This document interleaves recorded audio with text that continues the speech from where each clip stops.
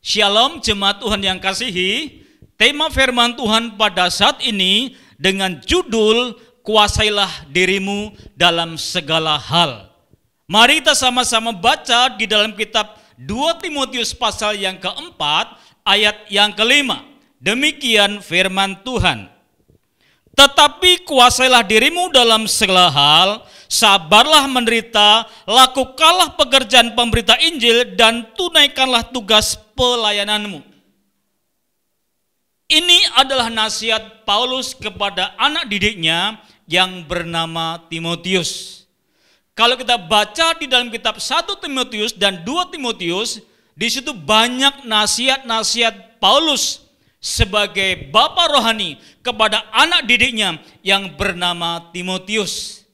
Dan salah satu nasihat Paulus kepada anak didiknya Timotius yaitu tentang menguasai diri. Dalam ayat 5 dari 2 Timotius pasal yang keempat dikatakan, kuasalah dirimu dalam segala hal.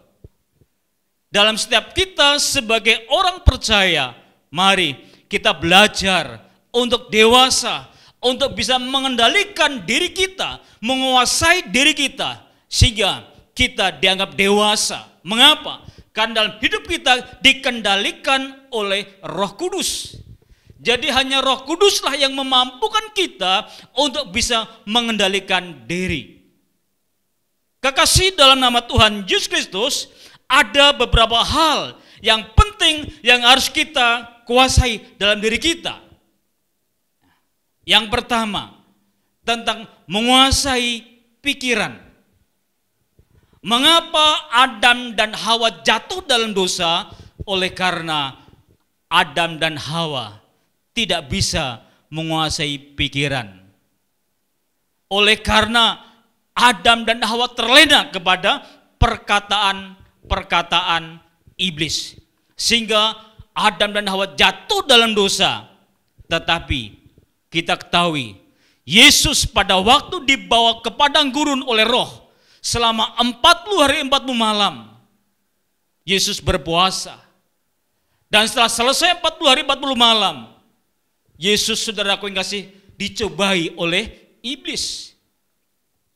Dan iblis menyodorkan hal-hal yang membuat supaya Yesus terperana ataupun membuat Yesus terlena. Tetapi saya katakan, Yesus bisa mengendalikan pikirannya.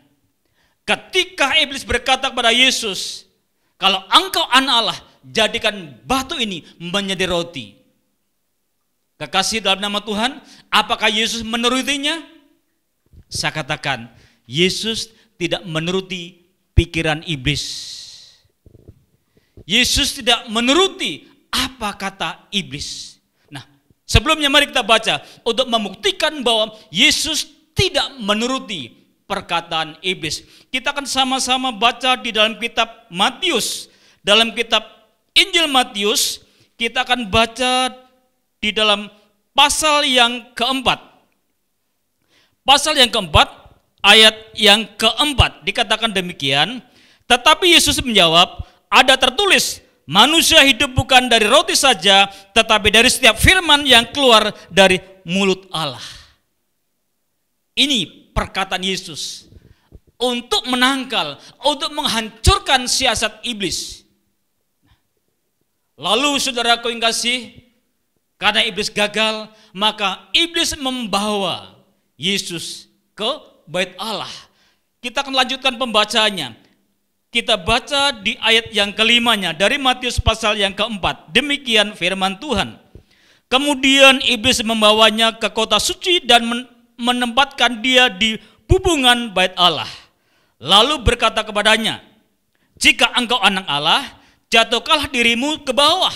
Sebab ada tertulis, mengenai engkau, ia akan memerintahkan malaikat-malaikatnya dan mereka akan menatang engkau di atas tangannya, supaya kakimu jangan terantuk kepada batu.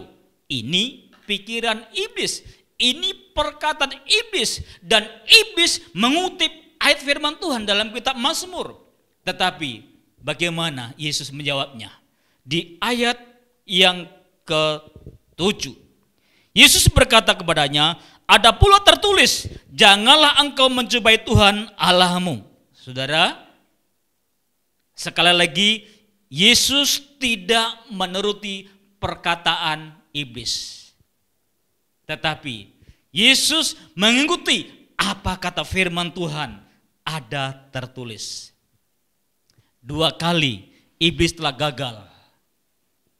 Dan iblis tidak putus asa. Lalu Yesus dibawa ke gunung yang tinggi, disuruh melihat keindahan dunia. Dan iblis tawarkan, jika engkau mau menyembah aku, bahwa kerajaan dunia itu akan diberikan. Tetapi saudara, Yesus tidak mengikuti apa kata iblis. Tetapi kita dengarkan apa kata Yesus. Kita baca di ayat yang ke-8 dan 9. Dan iblis membawanya pula ke atas gunung yang sangat tinggi dan memperlihatkan kepadanya semua kerajaan dunia dengan kemegahannya. Dan berkata kepadanya, semua ini akan kuberikan kepadamu jika engkau sujud menyembah aku. Maka berkatalah Yesus, perhatikan, maka berkatalah Yesus kepadanya, enyahlah iblis, sebab ada tertulis, engkau harus menyembah Tuhan Allahmu dan hanya kepada Dia sajalah engkau berbakti. Kekasih dalam nama Tuhan, 3 kali iblis mencoba Yesus supaya Yesus mengikuti pikiran iblis. Tetapi luar biasa, Yesus mengandalkan firman Allah. Ada tertulis. Jadi mari kekasih dalam nama Tuhan, setiap hidup kita orang percaya, kita harus bisa menguasai pikiran kita. Dan untuk bisa kita harus mengandalkan kuasa Roh Kudus. Dan Roh Kudus itulah sebagai penolong. Tanpa Roh Kudus kita tidak bisa berbuat apa-apa. Maka dari itu jemaat Tuhan yang Tuhan kasihi, andalkan kebenaran firman Tuhan, andalkan kuasa Roh Kudus, sehingga saudara mampu untuk mengalahkan pikiran-pikiran yang sia-sia, pikiran-pikiran yang jahat. Nah, hal yang kedua, apa yang harus kita kuasai? Yang pertama tentang pikiran, yang kedua tentang lidah.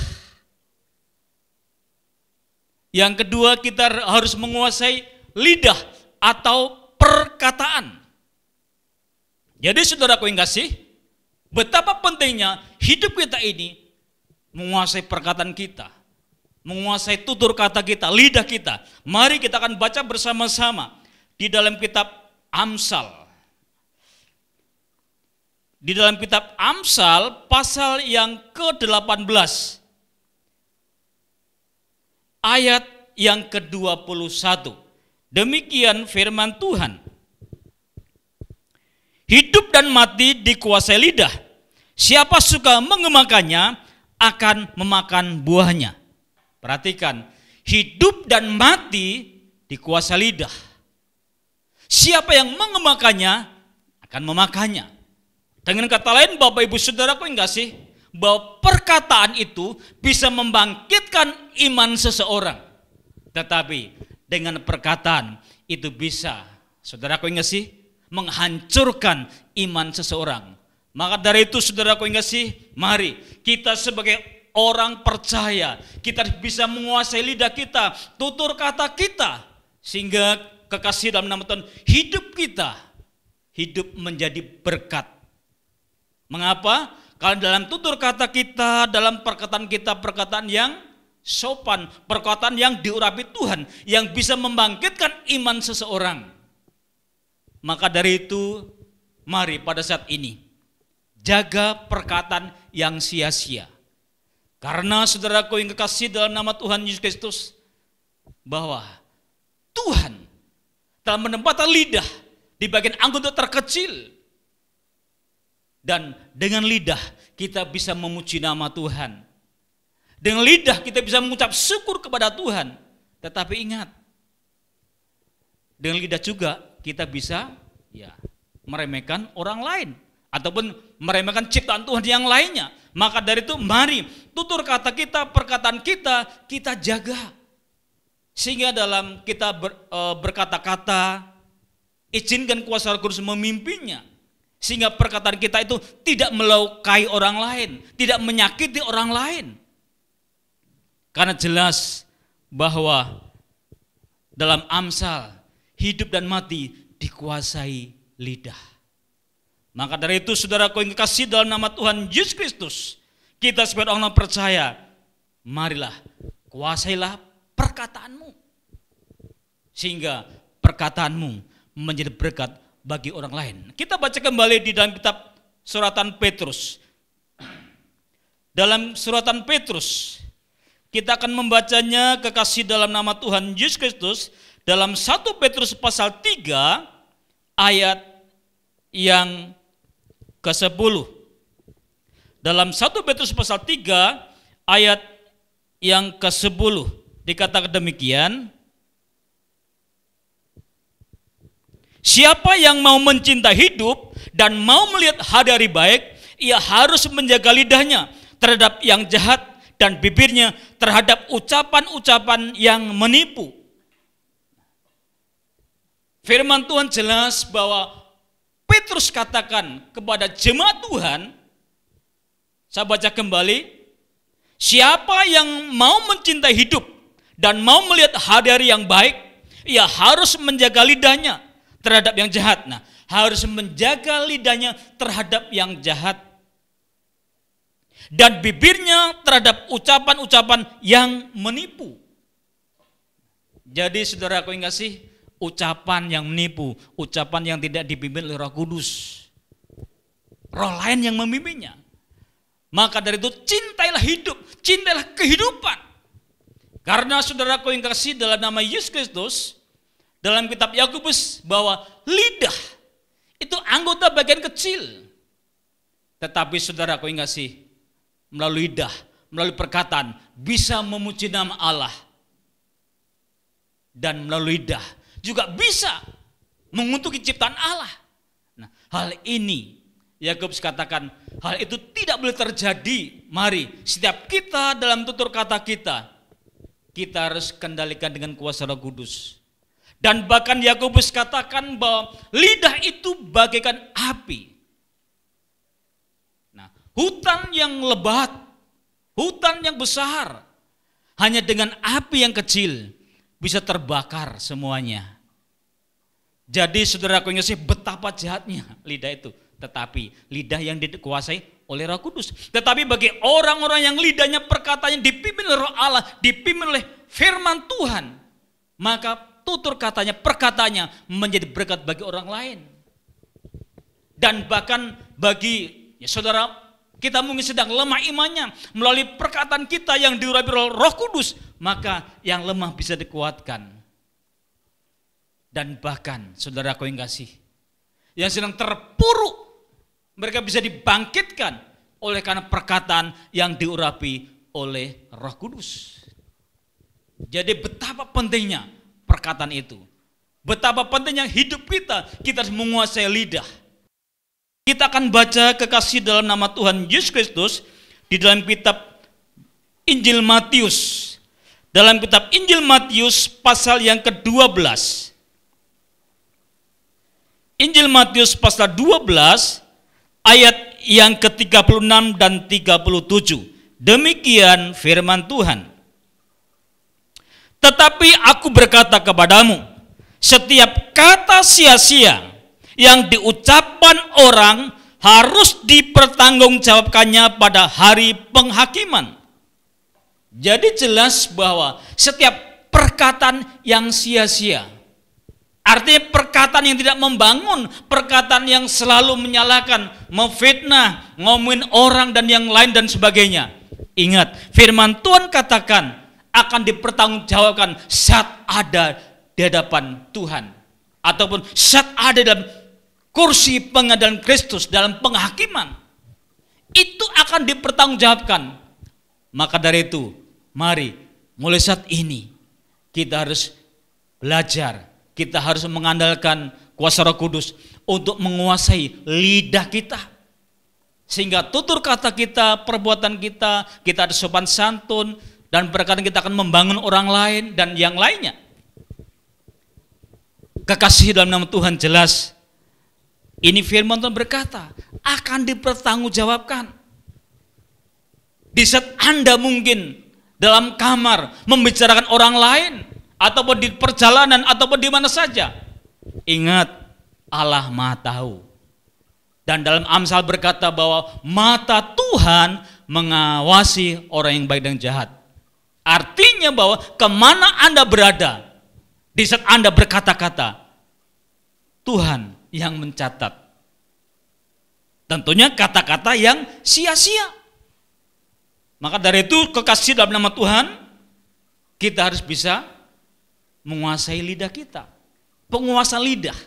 Sehingga melalui hidup kita, nama Tuhan akan dimuliakan. Lalu saudaraku yang kekasih dalam nama Tuhan Yesus Kristus, kita akan melanjutkan hal yang ketiga tentang apa yang kita kuasai, yaitu mata. Yang pertama, menguasai pikiran. Yang kedua, menguasai lidah. Yang ketiga, menguasai mata. Mengapa kita harus menguasai mata kita? Karena saudaraku yang kasih, kalau kita tidak mampu menguasai mata kita, maka kita akan mudah terjerumus kepada dosa. Hal-hal yang Tuhan tidak berkenan. Kita akan baca di dalam kitab Matius pasal yang ke-6. Injil Matius pasal yang ke-6. Kita akan membacanya ayat yang ke-22. Kita akan baca kekasih dalam nama Tuhan Yesus Kristus dalam Matius pasal 6 ayat 22. Demikian firman Tuhan. Mata adalah pelita tubuh. Jika matamu baik, teranglah seluruh tubuhmu. Ayat 23. Jika matamu jahat, gelaplah seluruh tubuhmu. Jadi jika terang yang ada padamu gelap, betapa gelapnya kegelapan itu. Jadi betapa pentingnya kita sebagai orang percaya menjaga mata kita, menjaga penglihatan kita. Karena kalau tidak, kita akan mudah jatuh dalam keinginan hawa nafsu. Kekasih dalam nama Tuhan, salah satu contoh seorang yang dekat dengan Tuhan, seorang yang menjadikan Tuhan gembalanya, Raja Daud. Daud berkata, Tuhan adalah gembalaku. Tetapi saudara, pada waktu Daud tidak menjaga pandangannya, penglihatannya, tidak menjaga matanya, dari situlah Daud jatuh dalam dosa. Daud jatuh dalam dosa. Nah, kita akan baca di dalam kitab 2 Samuel. Di dalam kitab 2 Samuel, kita akan membacanya pasal yang ke-11. Dari 2 Samuel pasal 11, ayat yang pertama. Kita akan baca dengan kita renungkannya sehingga kita bisa mengerti makna ini. Demikian firman Tuhan.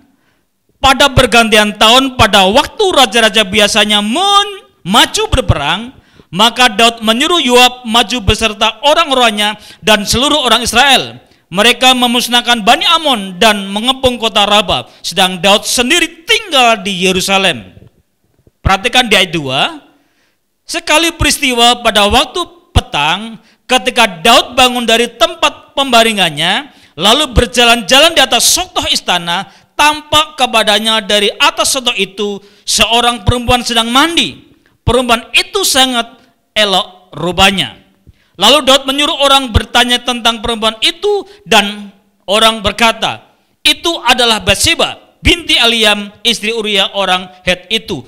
Ayat yang keempat. Sesudah itu Daud menyuruh orang mengambil dia. Perempuan itu datang kepadanya, lalu Daud tidur dengan dia. Perempuan itu baru selesai membersihkan diri dari kenajisannya, kemudian pulanglah perempuan itu ke rumahnya. Ayat 5. Lalu mengandunglah perempuan itu dan disuruhnya orang memberitahukan kepada Daud, demikian aku mengandung. Saudaraku yang kasih, perhatikan. Akibat Daud tidak menjaga mata, maka Daud berbuat di luar kehendak Tuhan. Daud jatuh dalam perzinahan. Perhatikan, para panglima, para prajurit pergi berperang, Daud malah ada di istana. Ketika sore hari, Daud bangun dari tidurnya, dia berjalan di sotoh, dan dilihatlah seorang perempuan yang sedang mandi. Alkitab katakan bahwa Daud melihat parasnya cantik. Dengan kata lain bahwa, saudaraku yang kasih, karena banyak yang orang menerka bahwa Daud melihat semuanya. Tetapi Alkitab katakan bahwa Daud hanya melihat rupanya. Berarti Daud hanya melihat wajahnya. Wajah Bathsheba. Maka dikatakan, saudaraku yang kasih, dalam nama Tuhan Yesus Kristus, yaitu di ayat yang kedua dikatakan, perempuan itu sangat elok rupanya. Perhatikan, perempuan itu sangat elok rupanya. Biasanya saudaraku yang kasih, maaf kata, kalau di tempat-tempat kampung atau di mana, itu biasanya kalau kamar mandi itu hanya setinggi leher manusia. Maka Daud tidak salah hanya melihat rupanya saja. Memang dia ada di tempat kamar mandi, tetapi ingat, dilihat hanya rupanya saja, wajahnya saja. Dari hal inilah Daud timbul hasrat untuk mengingini istri orang lain. Dan kalau kita baca ayat selanjutnya, saudaraku yang kasih, Daud jatuh dalam berzinahan. Dan bahkan selanjutnya lebih dalam lagi, Daud membunuh Uria dengan tipu muslihat. Tetapi puji nama Tuhan, dalam kesalahan ini, ketika Daud ditegur oleh Nathan atau Nabi Nathan, Daud tidak mengelak. Daud mengakuinya. Dan akhirnya Daud ada pengampunan. Jadi saudaraku yang kasih, betapa pentingnya kita itu sebagai orang percaya menjaga pandangan kita. Khususnya bagi bapak-bapak dan juga ibu-ibu, ketika ada di mall, saya katakan sama-sama harus menjaga mata. Memang yang dilihat lain. Pada umumnya kalau bapak-bapak melihat sesuatu yang dia lihat, akhirnya terus terperdaya. Kalau ibu-ibu juga melihat yang lain, akhirnya apa? Terperdaya juga. Maka dari itu, mari baik bapak-bapak, ibu-ibu, saudara, bapak ibu saudaraku yang kekasih, baik yang sudah menikah maupun yang belum, mari kita belajar untuk menjaga mata kita, sehingga kita tidak mudah terjatuh dalam keinginan hawa nafsu, jatuh dalam dosa. Simpson juga terlena. Dia begitu kuat, dia ada kuasa, dan bahkan bayangkan, dia mampu mengangkat gerbang yang begitu berat. Dia ada kuasa, tetapi oleh karena Simpson tidak menjaga matanya, jatuh pada Delilah, dan Simpson kehilangan kekuatan. Maka dari itu, saudaraku yang kasih, melalui firman Tuhan pada saat ini, mari dari sekian banyak hal dalam hidup kita, dalam tubuh kita, ada 3 hal yang kita pelajari. Kita harus menguasai pikiran kita, lidah kita, dan mata kita, sehingga hidup kita berkenan di hati Tuhan. Seperti Yusuf dalam kehidupannya, pada waktu Yusuf digoda istri Potifar, Yusuf menjaga perkataannya, Yusuf menjaga pikirannya, Yusuf menjaga matanya. Pasti istri seorang pembesar itu pasti kebanyakan cantik, tetapi Yusuf tidak berdosa terhadap Allah. Walaupun Yusuf harus masuk dalam penjara, menderita lebih baik daripada mendukakan hati Tuhan. Dan Daud lolos. Dan akhirnya di penjara, dan puji nama Tuhan, melalui penjara hidup Yusuf diubahkan. Hidup Yusuf menjadi berkat bagi saudara-saudaranya, bagi orang lain. Terpuji nama Tuhan, Tuhan memberkati. Kita satu dalam doa. Bapa Surgawi, Bapa yang kami kenal dalam nama Tuhan Yesus Kristus, saat ini Tuhan kami sudah dengar firman-Mu. Ajar kami Bapa supaya kami sebagai umat-umat-Mu, kami akan menjaga pikiran kami akan menguasai lidah kami, menguasai mata kami ya Tuhan, sehingga hidup kami berkenan di hati-Mu. Terima kasih Bapa, terima kasih Yesus, dan damai sukacita di surga menyertai kita dari sekarang sampai Maranatha, Tuhan datang kembali, dalam nama Tuhan Yesus Kristus. Haleluya, amin. Shalom, Tuhan memberkati.